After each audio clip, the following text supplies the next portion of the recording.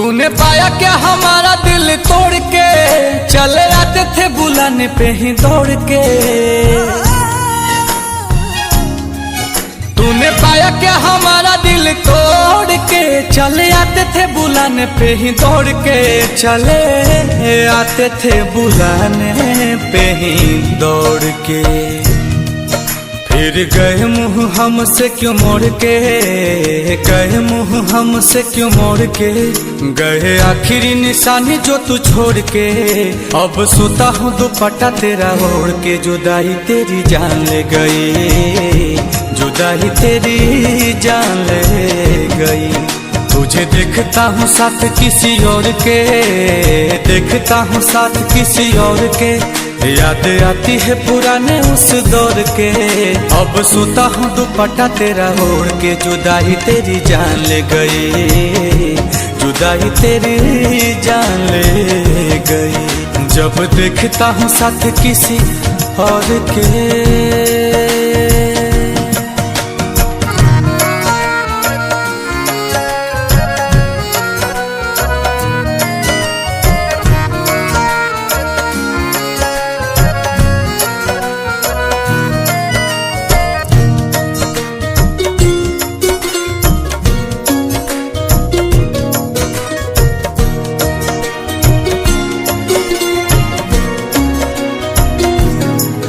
तेरी मेरी पहली वो मुलाकात थी, उस दिन से ही तू मेरे साथ थी। तेरी मेरी पहली वो मुलाकात थी, उस दिन से ही तू मेरे साथ थी। उस दिन से ही तू मेरे साथ थी। फिर तोड़ दी कसम सारी प्यार की, तोड़ दी कसम सारी प्यार की। तुझे हुई ना फिकर तेरे यार की। अब हद हो गई है इंतजार की। जुदाई तेरी जान ले गई, जुदाई तेरी जान ले गई। गए आखिरी निशानी जो तू छोड़ के, आखिरी निशानी जो तू छोड़ के। फिर गए क्यों हमसे मुंह मोड़ के। अब सोता हूँ दुपट्टा वहीं ओढ़ के। जुदाई तेरी जान ले गई, जुदाई तेरी जान ले गई। जब देखता हूँ साथ किसी और के।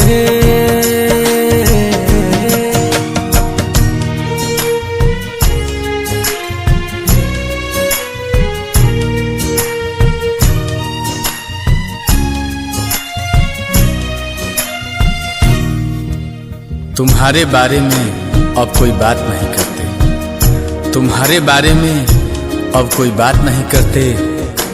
तुम्हें सोचकर अपना वक्त बर्बाद नहीं करते। पर जरा सा भी भूला नहीं हूँ तुम्हें, पर जरा सा भी भूला नहीं हूँ तुम्हें। वो अलग बात है कि तुम हमें याद नहीं करते। कैसे भूले वो बिताए साथ लम्हे, मुझे छोड़ने का तुझको ना गम है। ओ कैसे भूले वो बिताए साथ लम्हे, मुझे छोड़ने का तुझको ना गम है। मुझे छोड़ने का तुझको ना गम है।